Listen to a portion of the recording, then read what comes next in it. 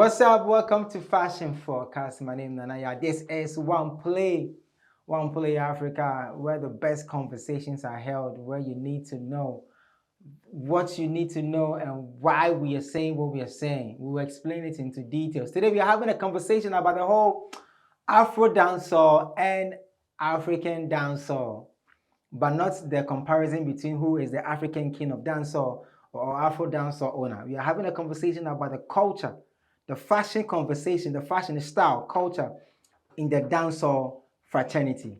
Which of these dancehalls have the best culture and lifestyle, fashion-wise, style-wise, energy-wise, combination-wise, trends-wise? Which of these also have better influence on the young people? And which of these two, I mean the Afro-Dancehall and the African Dancehall, which of them has a global fashion trend conversation happen? My name is Nana. I'm hanging out with a big guy. Guy will do this in 10 minutes for you guys to stay with us. When we come back, it's showtime.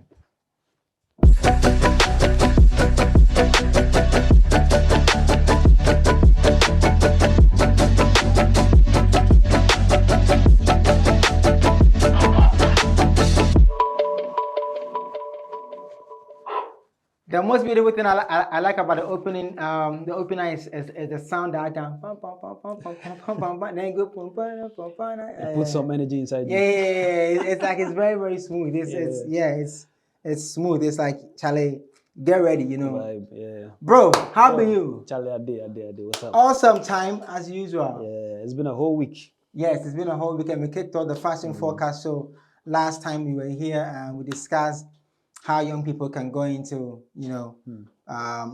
becoming, into fashion. Today, it's a big conversation about Afro-Dancehall and African Dancehall. Exactly. First off, let me ask you, since you also listen to music, okay, these two, what do you make of it? Is it necessary to compare the two, Afro-Dancehall and African? Well, it's necessary, because, lately the Afro-Dancehall has become a conversation. Before, it wasn't even existent. Now we are talking about where it originated from. So definitely it is, a conversation we're talking about, comparing the two. So when you come to the hip-hop world, hip-hop came with a language. Yes. It came with a culture. And hip-hop is mostly driven by the look. That is why most of the rappers like Kanye, like Jay-Z, like Pharrell, like Tyler the Creator, Kid Cudi, I can go on, like Travis Scott. These guys have huge ASAP Rocky, Pusha T, yes. right? Even Drake, Lil Wayne. These guys have all taken fashion, seriously because of the culture the hip hop came with. Looking at the dancehall, do we have something similar when it comes to the dancehall culture? Before we look at the two. Well, yeah, I think, dancehall has come a long way. And if you're talking about, you can't talk about hip hop without talking about, the street culture or, the, fashion side of it. The same way also applies to dancehall. Dancehall also was extracted, or, the dancehall look also was extracted somewhere or the other from rap. It took its looks from rap and then combined it with the Caribbean flair. That, became, the dancehall thing. So I think,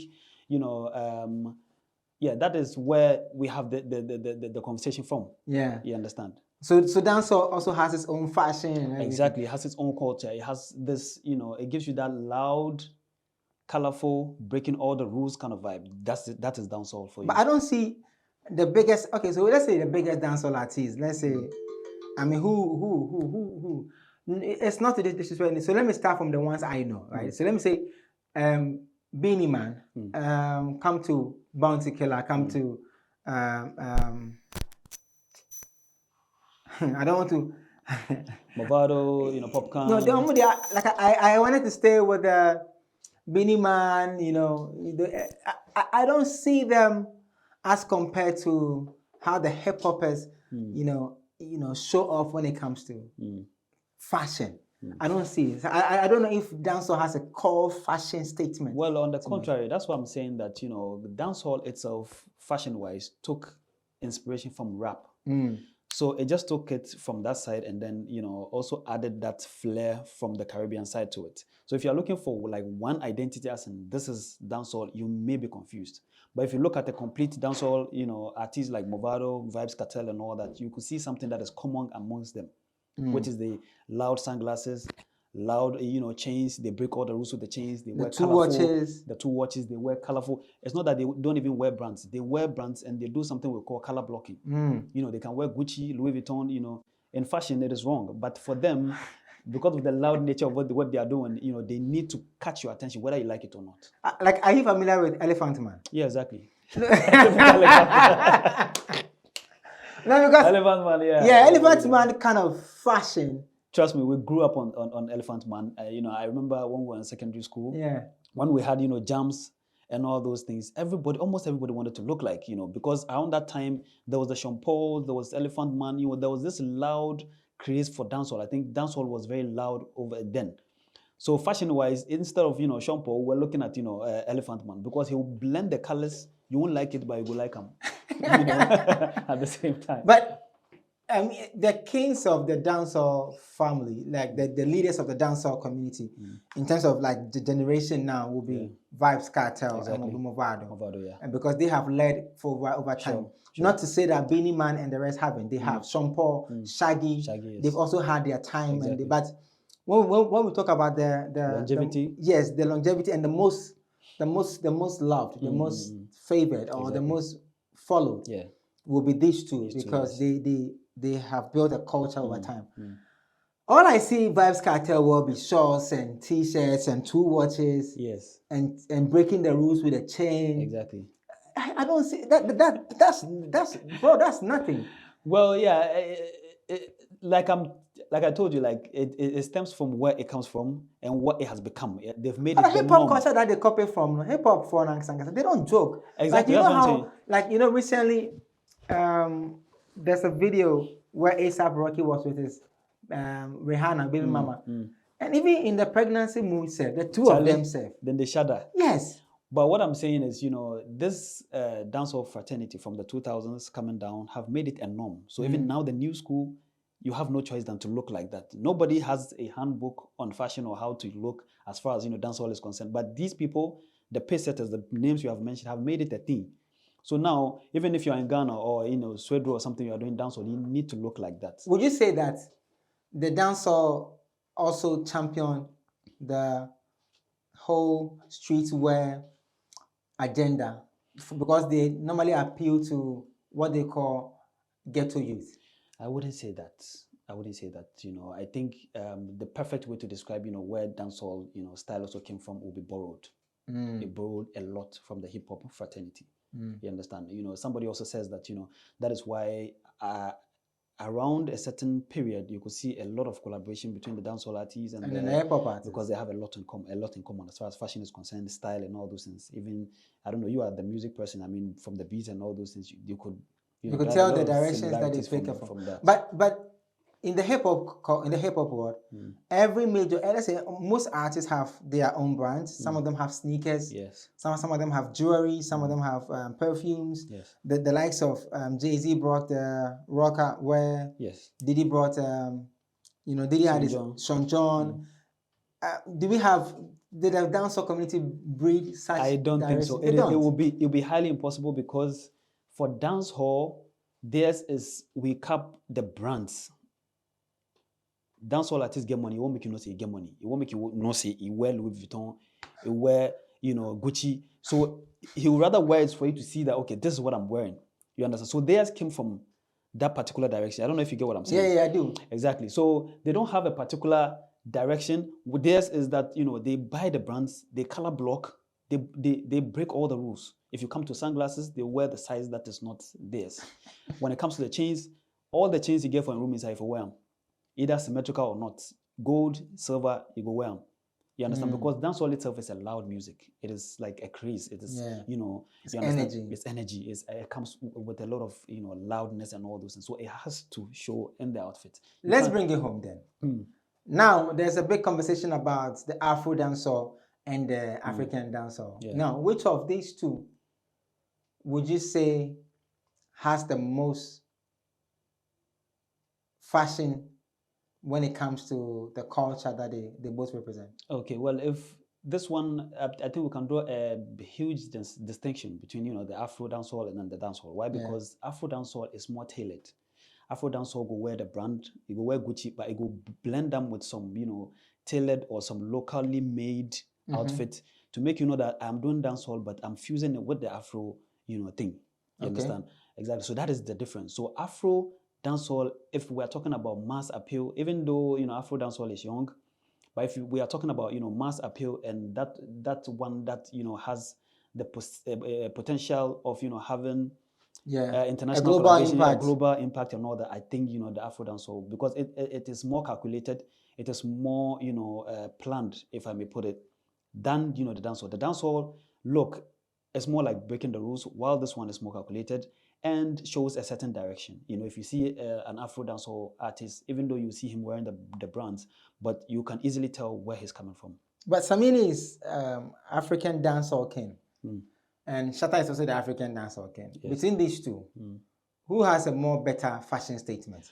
Well, I hate these days. I hate to, you know, mention names and say this person is better than this person, because sometimes you see a look, you'll be like, nah, Charlie, this look, you know, Shatta, you really meow. I'm asking because sometimes you said the Afro dancehall guys have a tailored direction, but Samini also most of his fashion from day one. So whom would you, under which category would you, you know, categorize, you know? Samini is an African dancehall. African dancehall. Yes, and Shatta is also African. That's what I'm saying, that among the two, I mean, there's Jupiter, there's Episodes, there's Jali, there is the Stonebwoy.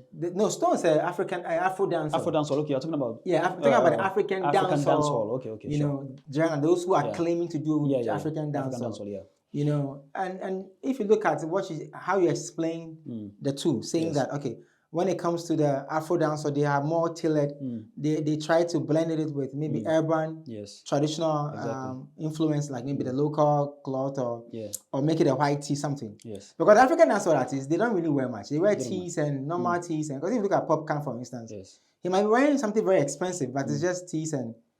Yes. So with Samini and Shatta, there's a difference. Even though Samini claims to do, you know, African dancehall, but when it comes to his outfit, you may think that, you know, he's from the Afro dancehall fraternity. I mean, everywhere you see Samini, even if he's wearing a suit, you could see something that is a little Afrocentric about the look. He wants to tell you that I'm not just a Ghanaian, I'm from the north. Okay. You understand?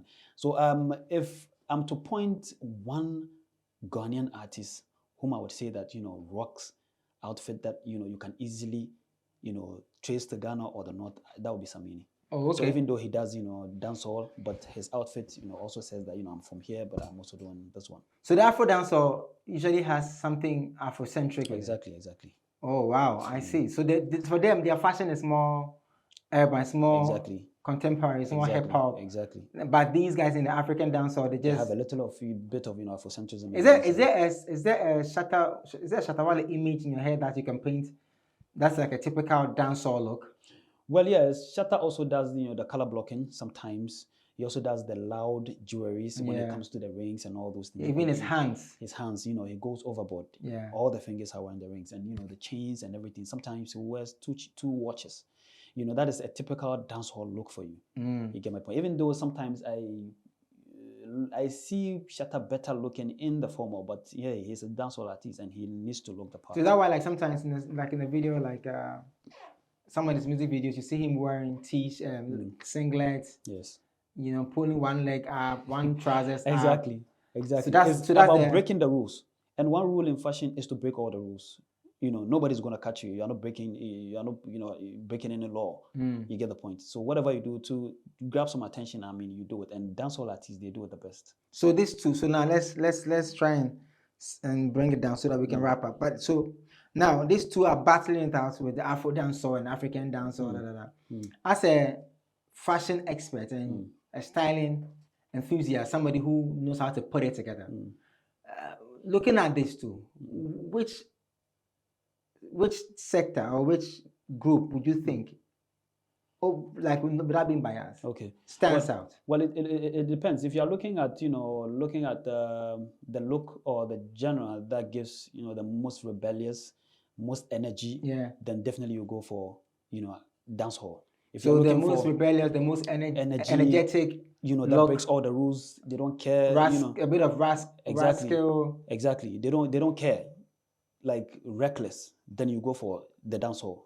It is not bad, but also if you're looking at the one that tells proud of where they're coming from, a rich African heritage, and obviously you go for the Afro dancehall look. But for me personally, I would rather go for the Afro dancehall because I'm a huge fan of being proud of where you're coming from. I mean, you're Ghanaian, you're African, you need to show it in your look. I mean, if an American should come and sit here, they obviously will not wear something from here unless they have a reason to. You would see it from their looks. So the same also applies to us. Which of these artists, Samini, Shatta, Stone, Episode, Jupiter, Jalid, Raskuku? Raskuku, where would you put Raskuku? Raskuku, he wears a lot of Afrocentric stuff. He's also similar to Samini. He's also doing dancehall, right? Yeah, dancehall. But at the end of the day, from his look, sometimes he wears some beads here and there. The accessories tells he's Afrocentric. But if I'm to give you to do a rating, let's do like a top five. Top five, Samini 1. Episode number 2. I love Episode's look because in spite of his height, he always finds the outfit that will make you on set. You would find it almost impossible to know his height. We have a certain outfit that you wear that will put you down there. Some too, if it is very proportional, you may not be able to tell the person's height. It may give him a little platform. So Episode, most definitely. I mean, wherever he goes to, I mean, that guy is art. That guy is art. I love that. So Episode number 2. Number 3, I'll give it to Stonebwoy. And there are Raskuku, like you said. And anybody can grab number 5. These 4 guys are people. Anybody like Jupiter, Jalid, Shatta. Jupiter doesn't really give me fashion. He doesn't give me. He gives me the dancehall vibe. Yes. You get me? So that is why I won't put him there. Shatta also gives me more of the dancehall vibe. That is why I'm not putting him there. No disrespect to Shatta. But if I'm talking about something I believe in, then these people, totally are my top 4. Finally, as a Ghanaian stylist, portraying Ghanaian culture, between the Afro dancehall and the African dancehall, which one would you want? No, let's do this. Which one has more impact on young people? Which one is able to trigger young people's fashion? I think that would be the Afro dancehall. They trigger faster? Exactly, because it is easy now. If you go on Facebook, TikTok, everywhere, you see young people trying to make something out of what we have. Even the fugu, you find young people trying to, blend the fugu with something else. I mean, you can go to the West, you look at, the kind of runways they're having, they're incorporating something from Africa, and definitely you see that it has a future. I see. You understand? I'm looking at, 3, 4, 5 years ahead, which one will make an impact and which one, seem to have the green light right now. I think the Afrocentric, So the African dancehall, Shatta them, they're not impacting. Dancehall has been there for years, of course. It's been there for years, and that look has been there for years. What new thing can you say has come out of it? Okay. You understand? But those years we're talking about, the dancehall look, the color blocking and all those things. Afro conversation wasn't even there at all. Wow. But now it is now becoming a thing. Now it's become a whole debate. People are even talking about what look is this and who invented it, where did it originate from and all those things. So for me, I think the Afro, dancehall has a more promising, is more promising. So which one are you going to propose that no matter whether you're doing African dance or doing Afro, which one do you think that every artist in those 2 genres should focus on in terms of fashion? I would give them an addition to their music. Of course, Afro dancehall. Afro dancehall. If you want more explanation, I mean, follow Samini. You see exactly what I'm talking about. It's a perfect example. Should we say it's okay now? It's settled now because now Afro dancehall is the way to go because it gives you identity, it gives you originality. And African dancehall is good. Dancehall belongs to a group of artists in Jamaica. They own it, and it's like hip hop. Where we've been saying that even though the hip hop culture comes with its own fashion, all the hip hop artists in Ghana and Africa should be able to identify themselves, something that will make them different from what's happening in the world. All right, Guy, your final words. Well, when it comes to fashion, explore, enjoy, have fun with it, and follow me on all social media platforms at The Real Guy Guidance. Thank you. All right. Follow Oneplay Africa as well, and also subscribe to the channel. Please hit the bell icon so that when I drop another video, you can get it. Let's not make the dancehall thing so, you know, make it look like it's some tension day, you know. It's okay for one person to say, I originated Afro-Dancehall. It's okay. Maybe your favorite was not able to originate or start the African dancehall because somebody in 2006 said it in a song, and at the time, maybe your favorite wasn't saying it, but now your favorite wants to be able to own it. But fashion-wise, it's advisable that you stay unique, you stay trendy, and always go with the Afro dancehall guys because they have a little bit of Afrocentric that set them apart from what is happening. All right, my name is Nanaya. We hang out with the big guy. This is a fashion stylist, a fashion designer, and you can link him up on his bio, on his social media, and buy some things from him. He has a nice shop as well. Okay, this has been Fashion Forecast, trying to understand what the trends are saying and how we can predict what's going to be in the future. We'll see you again on the next one. Thank you for watching.